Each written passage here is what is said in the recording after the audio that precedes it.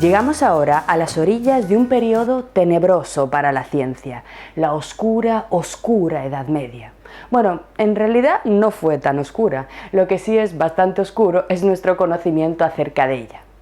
Completamente enterrada en tópicos derivados de la literatura fantástica y de las series de televisión, nuestra visión de la Edad Media es la de un periodo tedioso, aburrido, monótono y sobre todo carente de absoluto interés en lo que hace a los estudios de filosofía y de ciencia. ¿Es que hay ciencia en la Edad Media? Esta visión, no obstante, nos obliga a hacernos una pregunta como amantes del saber que somos. ¿En qué basamos nuestras ideas acerca de la Edad Media, todas estas visiones? ¿En el conocimiento directo, científico y detallado de los filósofos y de los textos medievales? ¿O simplemente en prejuicios acerca del periodo? Lamentablemente, si preguntamos, la mayor parte de las personas, pero lo más grave y lo más importante, la mayor parte de académicos e historiadores de la filosofía jamás han leído un texto medieval completo. Y ello es doblemente grave si nos damos cuenta de que la mayor parte de la historia europea ha sido medieval. Efectivamente, los periodos de gloria del pasado antiguo, de la antigüedad, duraron unos pocos siglos, al igual que la modernidad, que es lo que nosotros vamos a estudiar a lo largo de nuestro curso. Sin embargo, la Edad Media fueron 1000 largos años de historia. 1000 años de historia completamente descuidados y prácticamente desconocidos por los estudiosos. Aunque os sorprenda, es habitual, incluso en las universidades españolas de mayor prestigio, que las asignaturas relativas al periodo medieval sean impartidas por profesores pertenecientes a otras especialidades. Generalmente vais a encontrar profesores que han hecho sus tesis doctorales y sus trabajos en el periodo antiguo, pero a veces incluso en la edad contemporánea. Ello genera confusión y lo más triste de todo es que ello genera un desprecio por parte de los alumnos hacia la asignatura. Sobre todo porque la visión de la Edad Media que puede ofrecer un especialista en pensamiento contemporáneo normalmente suele ser distorsionada por anacronismos procedentes de, digamos, visiones contemporáneas, de ideas contemporáneas hacia el periodo medieval o por visiones un poco simplificadas de manuales generales. Ello se debe a que el estudio de la filosofía y la ciencia medieval lleva asociado un conjunto de dificultades que hace que sea bastante más difícil que los investigadores se acercan a este periodo. En primer lugar, si una persona interesada desde un punto de vista filosófico o científico por la Edad Media se acerca a una librería para, digamos, hallar información acerca del periodo, normalmente lo que se va a encontrar es generalmente con obras religiosas.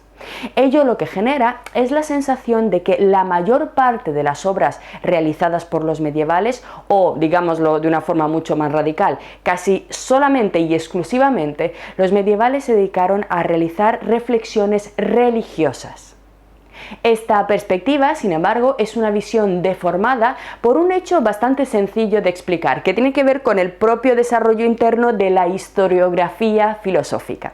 Fijaros, desde principios del siglo XIX, momento en el cual nació la nueva historiografía, no solamente en el ámbito de la filosofía, sino de la historia como tal, es decir, un estudio de los textos antiguos, del desarrollo de la filosofía con nuevas bases científicas, con un estudio filológico serio, de otra forma, la nueva historia de la filosofía. El periodo medieval ha sido investigado normalmente por investigadores vinculados al ámbito de la Iglesia, es decir, al ámbito religioso, sea esta la Iglesia católica o la Iglesia protestante. Normalmente procedían de ámbitos teológicos o eclesiásticos. Por ello, es muy normal que aquellas obras que, digamos, más les atraían y a las que ellos decidieron dedicar su tiempo y esfuerzo fueran las obras religiosas. Es por ello que cuando vamos a las librerías lo que encontramos en la mayor parte de los casos son libros de santos y de temas vinculados a la religión cristiana normalmente, sobre la Trinidad, sobre la verdadera religión, etcétera, etcétera. Como os digo, este hecho, que se debe simplemente a que la mayor parte de investigadores que han estudiado la Edad Media proceden del ámbito religioso, nos ha generado la idea de que solamente los medievales se dedicaban a reflexiones religiosas. A consecuencia de estos estudios desarrollados en el siglo XIX y el siglo XX, contamos con magníficas traducciones y ediciones, por ejemplo, de las obras de autores tan importantes como Agustín de Hipona o Tomás de Aquino. Sin embargo, el hecho de que la mayor parte de textos que ahora encontremos editados sean de tipo religioso no nos debe confundir y no nos debe hacer pensar que lo único que hacían los medievales era reflexionar acerca de la religión. Hay, por tanto, un segundo problemilla que explica mejor la falta de interés en el estudio del periodo medieval, que en realidad oculta la dificultad de acercarse a este periodo. A excepción de los textos religiosos que os acabo de mencionar, casi el 90%, y no estoy exagerando, de la producción filosófica y científica medieval se conserva en los archivos completamente desconocida. Nadie ha abierto en siglos y siglos la mayor parte de los textos que fueron redactados en este periodo. Pero, ¿por qué ocurre esto? Los textos medievales son muy difíciles de analizar y estudiar desde el punto de vista filosófico o científico por dos razones fundamentales. En primer lugar, la inmensa mayoría de estos textos no están traducidos, pero es que no solamente no están traducidos, sino que ni siquiera están editados. Ello hace que el investigador que quiera zambullirse en este periodo deba tener en primer lugar un manejo excelente del latín. No hay traducciones y además abriremos y entraremos en textos que nadie jamás nunca ha traducido. Y en segundo lugar, el investigador tiene que tener un enorme conocimiento de paleografía. ¿A qué me refiero con esto? Evidentemente, cuando nosotros vamos a un archivo y abrimos un texto del siglo XII o el siglo XI, ese libro no está escrito en Times New Roman tamaño 12, sino que, como su nombre indica, son manuscritos, cada uno de ellos completamente diferente y redactado con la letra de mano de los copistas que lo hicieron. No solamente cada copista tenía una letra bastante ininteligible, como podéis ver en estos ejemplos, de tal forma que simplemente leerlo lleva meses y meses de trabajo, cada pequeño párrafo, cada pequeña frase. Hay filólogos especializados en intentar desencriptar la letra, sino que además de escribir horriblemente mal, como podéis ver, usaban abreviaciones, generalmente para, hacer más rápida la copia. Estas abreviaciones no eran universales, no estaban en absoluto normalizadas, sino que cada copista tenía su propio sistema de abreviación, como hacíamos nosotros antes con los mensajes de texto. Por tanto, simplemente acceder a los textos de filosofía y ciencia medieval requiere un trabajo paleográfico filológico complejísimo.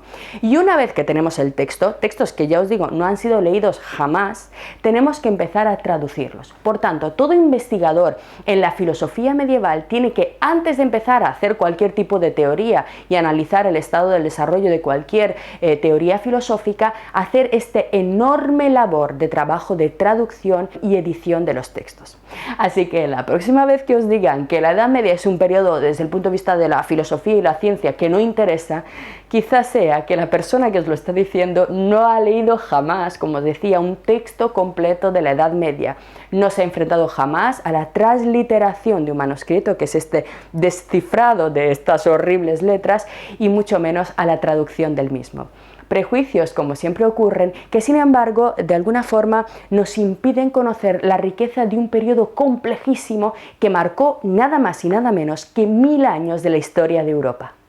Estas dificultades enfrentan, por tanto, a los investigadores, a los historiadores de la filosofía, a la hora de decidir en qué campo iniciar su especialización, en primer lugar al problema del tiempo. Si nosotros queremos estudiar a un autor medieval desconocido, o por ejemplo a Kant o a Descartes, nos vamos a enfrentar al hecho de que de Kant y Descartes tenemos muchísimas ediciones y traducciones en todas las lenguas europeas, mientras que, enfrentándonos a este autor desconocido, estaremos completamente solos. Por otro lado, los autores medievales tenían un problemilla, y es que no tenían el don de la sinopsis, no tenían la capacidad de resumir. Frente a los autores modernos y contemporáneos, cuyas obras se reúnen en unos miles de páginas, los autores medievales, como por ejemplo en el caso de Tomás de Aquino, tienen cientos de miles de páginas de trabajo que hay que leer, porque claro, tampoco tenían la deferencia con el investigador del futuro de crear tratados, sino que sus concepciones acerca de, por ejemplo, cuestiones físicas o epistemológicas están entremezcladas entre todo tipo de textos que hablan sobre la Trinidad o cuestiones religiosas, digamos, que nos apartan. Así que hay que dedicarle muchísimo tiempo, muchísima criba para extraer de los textos medievales las teorías filosóficas. Así que no es que no haya filosofía en la Edad Media, sino que su estudio es muchísimo más complejo. Sin embargo, esta dificultad de acceso es también su gran ventaja, porque frente a otros periodos que han sido intensamente estudiados, por ejemplo, los textos de la antigüedad griega, prácticamente todos son ya conocidos, todos han sido editados, han sido trabajados intensamente por los historiadores, los filólogos y los filósofos, y los textos modernos y contemporáneos también son muy conocidos. La Edad Media es un territorio por explorar, cientos y cientos de archivos que nadie jamás ha tocado. No os podéis imaginar la emoción de abrir por primera vez un manuscrito en cientos de años. Uno se siente un poco como Indiana Jones. Así que perdiendo el miedo y los prejuicios a este periodo es uno de los más fructíferos y los que más sorpresas están dando a los investigadores y a los historiadores de la filosofía. Así que, si bien mi tentación es alargar esta clase aproximadamente unas 12 horas para poder explicaros todos los matices, toda la riqueza y la complejidad de un periodo como el medieval, no os preocupéis, me voy a reprimir y simplemente vamos a analizar algunas pinceladas capitales porque nuestra meta es la modernidad. Muchas veces mis alumnos me preguntan si de verdad hay algo que merezca la pena durante todo el periodo medieval, sobre todo para la filosofía, porque de alguna forma casi automáticamente siempre pensamos en 1000 años de pasividad, de oscuridad y de aburrimiento. 1000 años en los que de alguna forma el ser humano permaneció arrodillado, rezando y completamente fanatizado por las diversas religiones. Bueno, os diré a vosotros lo mismo que les digo a ellos. Sin entrar ya en detalles técnicos o muy eruditos, sin tener que meternos a investigar manuscritos medievales, os invito a que penséis simplemente en una persona, en un ser humano cualquiera, que a lo largo de su vida, como todo ser humano, evoluciona, cambia. Incluso hay momentos de nuestra vida en los cuales de alguna forma nos enfrentamos a nuestras antiguas ideas y cambiamos completamente nuestra visión de la realidad. Ahora os invito a que imaginéis generaciones y generaciones de esta criatura caprichosa, voluble e inquieta llamada ser humano. Es absolutamente imposible que durante 1000 años el ser humano, tal y como es, haya permanecido monolíticamente anclado a unas pocas ideas. Son tópicos derivados de nuestro desconocimiento. Bueno, tendremos otros cursos, os lo aseguro, en los cuales podremos desarrollar mucho mejor nuestro estudio filosófico de la Edad Media, pero ahora tenemos que seguir porque nuestra meta es la modernidad. Como bien sabéis, en el periodo de la historia dominado por el Imperio Romano, nació en Palestina, en la provincia romana de Palestina, una nueva religión que estaría llamada a dominar los próximos siglos de la Europa latina. Efectivamente, el cristianismo nació en la antigüedad, no en la Edad Media y bajo el Imperio Romano. De hecho, normalmente solemos olvidar que además de tener un importantísimo núcleo hebreo, como bien sabéis, el cristianismo es una variante, una derivada del judaísmo, el cristianismo fue además una religión imperial, es decir, que nació en el seno del imperio y que por tanto asimiló y conservó en su núcleo muchísimas ideas típicamente romanas. Si estáis interesados en la filosofía romana, otra de las grandes olvidadas de la historiografía, normalmente nunca se imparte ni en los planes de estudios universitarios, os recomiendo nuestro curso Los Laureles de Roma, Séneca, Cicerón y Lucrecio, en el cual analizamos los influjos mitraicos, judíos, etruscos y olímpicos paganos en la formación del cristianismo, además de estudiar evidentemente las filosofías de estos tres autores que os acabo de mencionar. Bien, pues durante el primer periodo de expansión del cristianismo, esta fue una religión que fundamentalmente se difundió entre las clases más bajas. Fundamentalmente fue una religión muy bien aceptada por los esclavos y por las personas más pobres, que asimilaron muy bien, evidentemente, el mensaje de libertad y de igualdad que estaban predicando los cristianos. Este mismo mensaje, este mismo hecho, hizo que el cristianismo fuera especialmente desagradable para las clases más altas de la sociedad romana, para la nobleza y para la aristocracia, que defendían una visión muy jerarquizada de la sociedad y para los cuales evidentemente no había ninguna ventaja en esta idea de que de pronto todos somos seres iguales a los ojos de este nuevo Dios que predicaban los cristianos. Y mucho menos en una sociedad como la romana, en la cual como mínimo el 60% del trabajo físico era llevado a cabo por mano de obra esclava.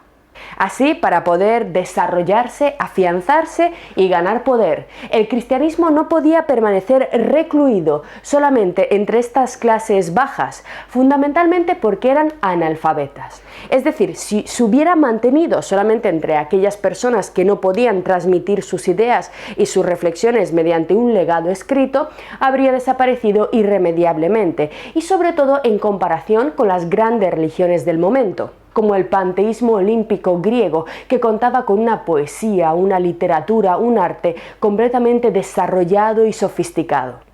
Así que los cristianos empezaron a apuntar hacia arriba en un intento por convencer, o mejor dicho, por convertir a las clases más altas. Bien, pero como sabéis, las clases altas de la sociedad romana eran patricios, y estos patricios poseían una exquisita y muy elevada educación que no era otra que la educación greco-latina, fundamentada en los textos de Homero y Hesíodo que hemos visto en nuestras clases anteriores. Pero también en las teorías físicas y matemáticas de los grandes pensadores griegos como Pitágoras, Eudoxo, Aristóteles o Arquímedes. De hecho, no fue hasta que sabios grecolatinos, personas formadas en esta elevadísima educación, hasta que estos no se convirtieron al cristianismo, esta religión fue fundamentalmente oral y de alguna forma no tenía un gran núcleo racional y reflexivo, no tenía un dogma. Fue cuando estos conversos, cuando estas personas, estos patricios, estos filósofos grecolatinos comenzaron a convertirse, cuando el cristianismo empezó a coger de alguna forma un tono lógico, filosófico, mucho más potente, que le permitía por fin enfrentarse a las grandes cosmovisiones de su tiempo. Los cristianos, por tanto, tuvieron que empezar a aprender el lenguaje de la filosofía, el logos griego, para poder empezar a dialogar de tú a tú con los grandes pensadores de la época, para poder empezar a penetrar en la sociedad y comenzar a ser interesantes para las clases más elevadas. Se produjo, por tanto, un contagio, una especie de simbiosis o hibridación entre el paleocristianismo de los primeros siglos, puramente místico y espiritual, y la filosofía griega. Esta es la fusión que se da en el nacimiento del cristianismo.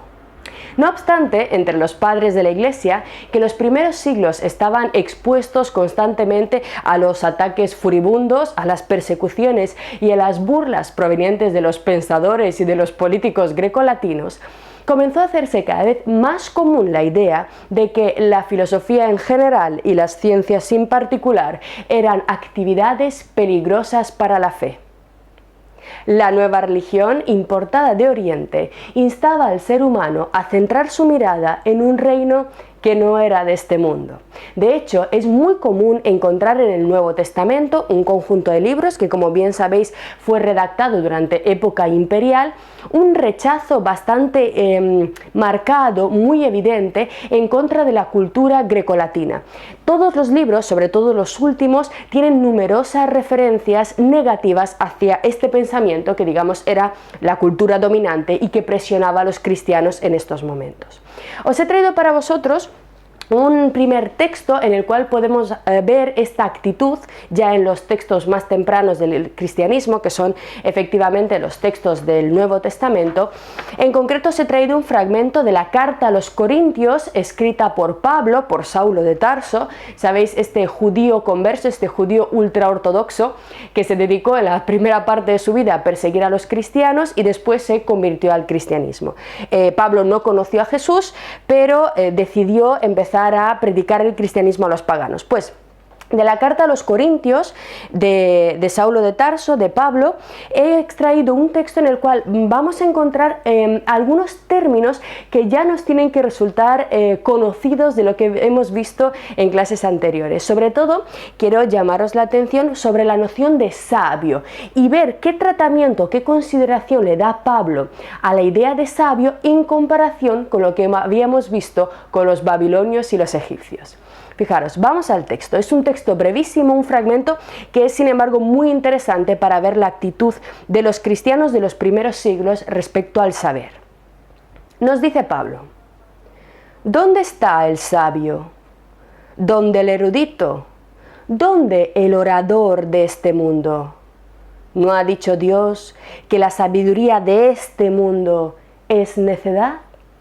Fijaros en los términos que emplea Pablo. Está la noción de sabio, que hemos analizado, la de erudito. ¿Cuál es el erudito? En general, el erudito es aquella persona muy versada, muy ilustrada en los libros, en el saber teórico, pura erudición, decimos, ¿no? Un poco de forma despectiva, pero se refiere a aquellos sabios que guardaban las bibliotecas y estaban muy versados en el saber antiguo. Entonces, ¿dónde está el sabio?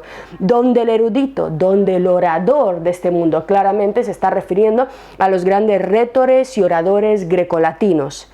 ¿No ha dicho Dios, fijaros, se refiere a un fragmento del Antiguo Testamento, que la sabiduría de este mundo acerca del mundo que nos rodea es necedad?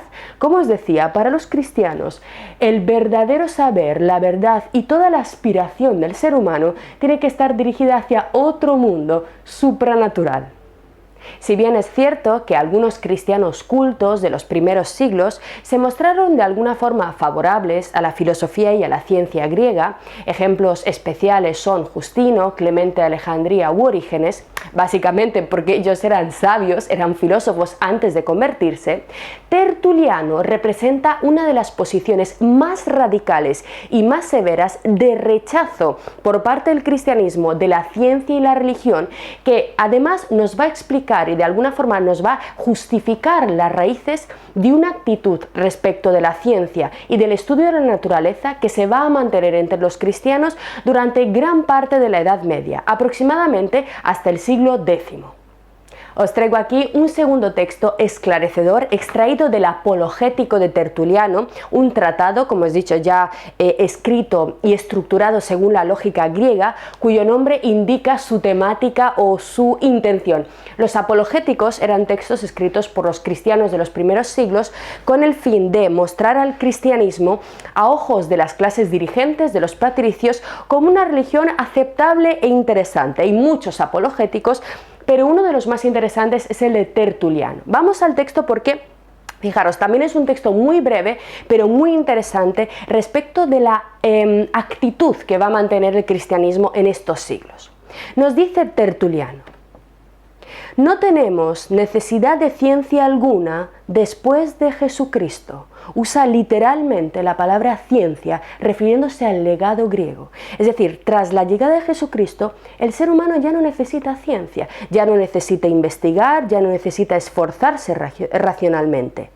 No tenemos necesidad de ciencia alguna después de Jesucristo, ni más prueba que la del Evangelio. Muy interesante el empleo de la palabra prueba, ¿no? Ya no necesitamos analizar para nada la realidad. Toda la verdad ha sido revelada. El que cree ya no desea más. La ignorancia es buena por lo general a fin de no aprender a conocer lo que puede ser inconveniente. Fijaros qué texto tan importante. Tertuliano está diciendo que la ignorancia es buena para no aprender a conocer, es decir, para no aprender esas técnicas de los filósofos griegos constantemente marcadas por la pregunta y por la duda. Ese camino de la investigación racional griega lo que lleva a veces es a aprender lo que puede ser inconveniente. ¿Inconveniente para qué? Para el mantenimiento de la fe y de la religión. Como os decía, es un texto extremadamente interesante. Como podéis ver, para los primeros cristianos el desconocimiento comenzó a transformarse en una especie de virtud protectora.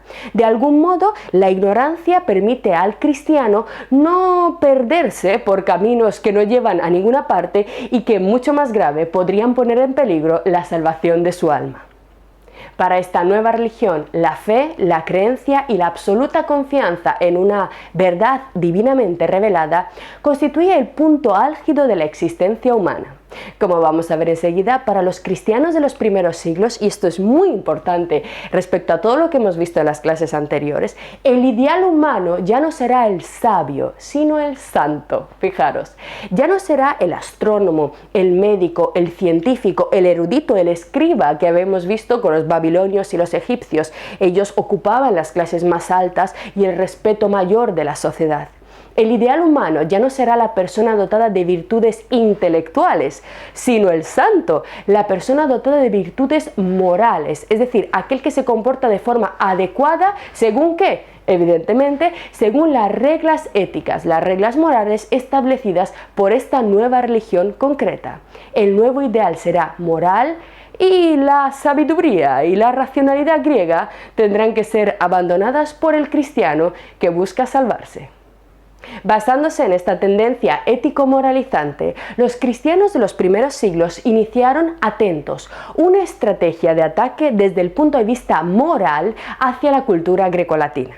Evidentemente, los cristianos no podían compararse de ningún modo con los inmensos logros científicos y filosóficos de los griegos. Así que en la primera etapa, los cristianos no criticaron el acervo griego en lo que hace, por ejemplo, a los fundamentos de la geometría, a las bases de la farmacopea y de la medicina griega. Por supuesto, no criticaron los principios de la lógica aristotélica, ni se pusieron a poner en duda la precisión de los cálculos de los astrónomos alejandrinos. Nada de esto.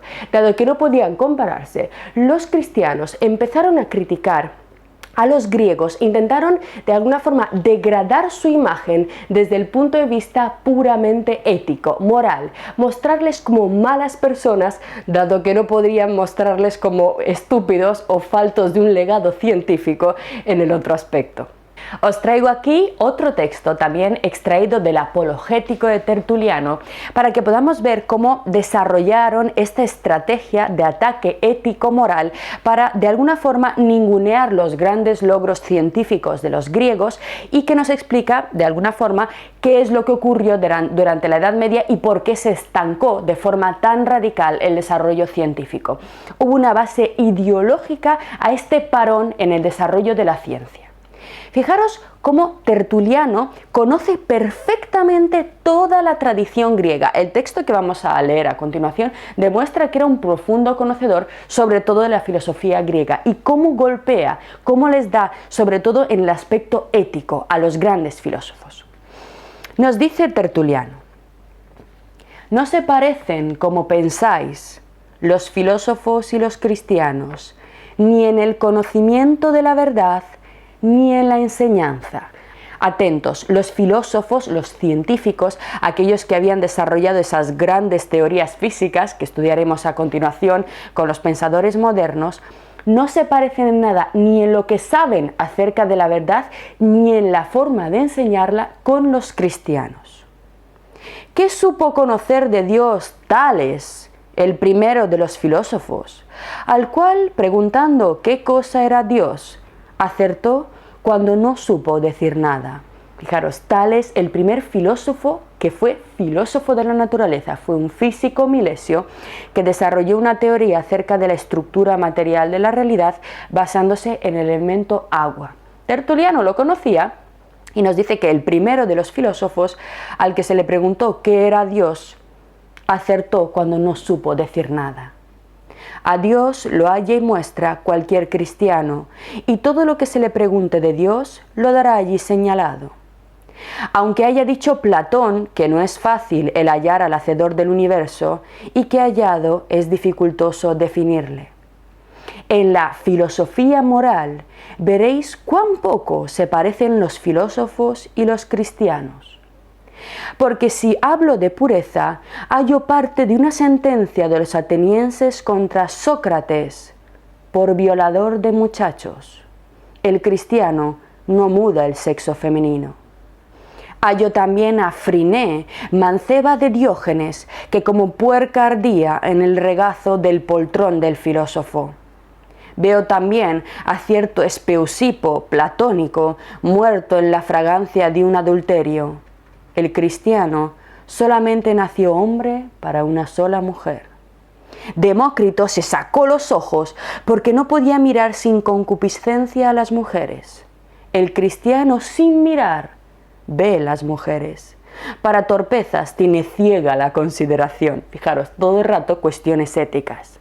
Si defiendo la bondad, está Diógenes, que arrogantemente pisó con los pies lodosos las soberbias camas de Platón. Pisó una soberbia con otra. El cristiano, ni contra un pobre miserable, es presumido. Si disputo de la modestia, está Pitágoras, fijaros qué lista de filósofos, que intentó tiranizar a los turios y Zenón a los prienenses. El cristiano, ni aun el oficio de almotacén apetece, de camarero. Si quiero conferir de la ecuanimidad, ocurre Licurgo, el gran legislador, que se dejó morir de hambre apesarado de que le hubieran enmendado las leyes los lacedemonios. El cristiano, al mismo que le condena, le da las gracias. Si se hace cotejo de la fidelidad, Anaxágoras entregó al enemigo el depósito, y al cristiano los mismos gentiles llaman por antonomasia el fiel. Si examino despacio la llaneza de corazón, está Aristóteles, uno de los más odiados por los cristianos, que hizo matar a Hermias, su amigo, bajo pretexto de amistad. El cristiano no sabe ofender a sus mismos enemigos. El mismo Aristóteles tan torpemente lisonjeó a Alejandro Magno, a quien debiera regir, como Platón vendió la libertad a Dionisio por el regalo a quien debiera desengañar. Aristipo, debajo de tan grande gravedad de purpúrea superficie, bebía como un borracho. Hipias fue muerto tratando de entregar la ciudad por traición. Esto jamás el cristiano lo intentó en defensa de los suyos, viéndolos despedazar atrozmente cada día, los sacrificios de cristianos en los circos romanos. Por estos ejercicios podéis conjeturar la semejanza entre los filósofos y los cristianos. Lo que yo os decía, hay una clara comparación desde el punto de vista ético para intentar denigrar el legado grecolatino, ya que no podían de alguna forma compararse en todo lo demás. Pero también es muy interesante ver el conocimiento tan grande que tienen estos conversos griegos del legado grecolatino y que, fijaros, la forma en la que relata claramente la historia de la filosofía, parece casi un manual contemporáneo. Os traigo otro texto también muy interesante que nos hace ver la segunda, actitud que tuvieron los cristianos acerca del pensamiento griego. La primera fase fue este rechazo absoluto, pero poco a poco, al considerar que la única forma de acceder a las clases más altas era formarse en el pensamiento antiguo, empezaron a emplear la filosofía y la ciencia en un sentido utilitario, es decir, empezaron a hacer uso de ella para convencer a los jerarcas romanos del cristianismo. Fijaros lo que nos dice Juan Damasceno, cómo recalca este carácter utilitario en este fragmento de su obra de la fe ortodoxa. Nos dice Damasceno: no está prohibido sacar provecho de los griegos paganos. Seamos comerciantes astutos que atesoran la moneda de oro y rechazan la falsa. Recojamos los buenos textos que han escrito y echemos a los perros sus divinidades ridículas y sus fábulas carentes de interés. Podemos recibir de los griegos muchas cosas con las que luchar contra ellos mismos. Ahí está. Los cristianos empezaron a formarse en la retórica, en las técnicas del discurso griego y lentamente empezaron a asimilar este legado que en los momentos iniciales rechazaron de forma radical. A pesar de ello, el fin de la mentalidad medieval no fue el descubrimiento de la verdad, la investigación de la naturaleza, porque para los medievales la verdad ya había sido dada, ya había sido revelada por Dios en las Escrituras. Así que gran parte de la Alta Edad Media se dedicó fundamentalmente a la introspección, al desarrollo de, reflexiones éticas acerca del mejor modo de rendir culto a la divinidad.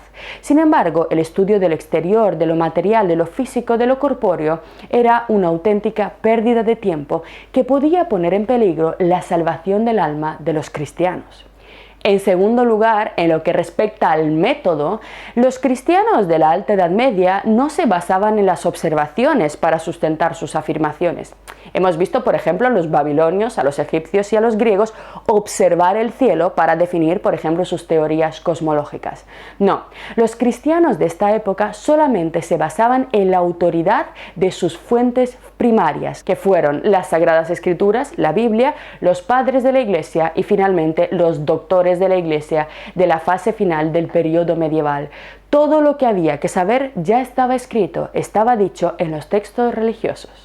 La filosofía, en este sentido, solo mostraba su utilidad en la medida en que servía para expandir el discurso religioso y ofrecer métodos capaces de convencer a aquellos paganos familiarizados con las doctrinas de los pensadores griegos. Si bien el principal pensador de la Alta Edad Media, el principal pensador cristiano que desarrolló el dogma cristiano en la Alta Edad Media, Agustín de Hipona, era muy favorable al estudio de la filosofía, de hecho él mismo era un filósofo, hay sin embargo en su pensamiento una primacía de una especie de duda radical e insuperable en lo que respecta a la capacidad del ser humano de conocer la verdad.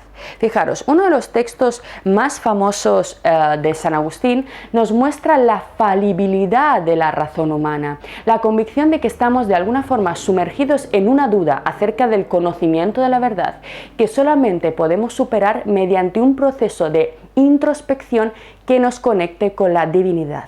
La razón y los sentidos humanos no son suficientes para conocer la verdad de la naturaleza. Hemos de abandonar estos estudios y centrarnos en nuestro propio interior.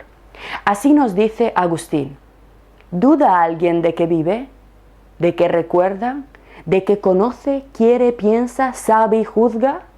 Pues si duda, vive. Si duda, sabe que no sabe con plena seguridad. Si duda, sabe que no puede asentir con ligereza. ¿Podrá alguno dudar acaso sobre lo que quiere? Pero de esta misma duda nadie puede dudar. Efectivamente, este texto se parece muchísimo a la duda metódica cartesiana. Sin embargo, Descartes usa la duda como plataforma hacia el conocimiento. En primer lugar, dudamos de todo lo que nos han enseñado, ponemos en duda las antiguas autoridades y rehacemos el edificio del conocimiento con un nuevo método, con nuevas observaciones. Sin embargo, para Agustín esta duda es absolutamente insuperable. El ser humano de alguna forma está encadenado a un desconocimiento absoluto acerca del mundo que le rodea y de hecho no es esta su función. Fijaros en un segundo texto también importantísimo de Agustín de Hipona, cómo se insiste en la idea de que el hombre tiene que centrarse en su alma, en su espíritu en el cual habita la única verdad, que es la verdad acerca de Dios. La famosa sentencia de Agustín que rechaza la investigación de lo exterior a nuestra mente. ¿Y qué es lo externo? La física, la materia, la naturaleza. Fijaros, nos dice Agustín: no vayas fuera, vuelve a ti mismo. En el hombre interior habita la verdad, y si encontraras mutable tu propia naturaleza, trasciende también a ti mismo. El famoso noli forasire, in te ipsum redit, no salgas fuera, no te centres en lo externo. En el interior del hombre está la verdad, que es su alma, y esa verdad habla de Dios. Digamos que para los medievales de la primera etapa, sobre todo de la Alta Edad Media, la actividad más importante era la reflexión ética centrada en la posibilidad de salvar el alma, es decir, una reflexión puramente religiosa. Lo que acabas de ver es solo un pequeño fragmento de nuestro curso. Si quieres disfrutarlo en su totalidad y descubrir muchos otros cursos, también de historia de la ciencia y de historia del arte, visita nuestra web anaminecan.com. Y recuerda, este proyecto solo es posible gracias a nuestro programa de microfinanciación. Si quieres apoyarnos, conviértete en uno de nuestros micromecenas en Patreon. Desde solo €1 al mes nos ayudarás activamente a seguir difundiendo la cultura. Gracias.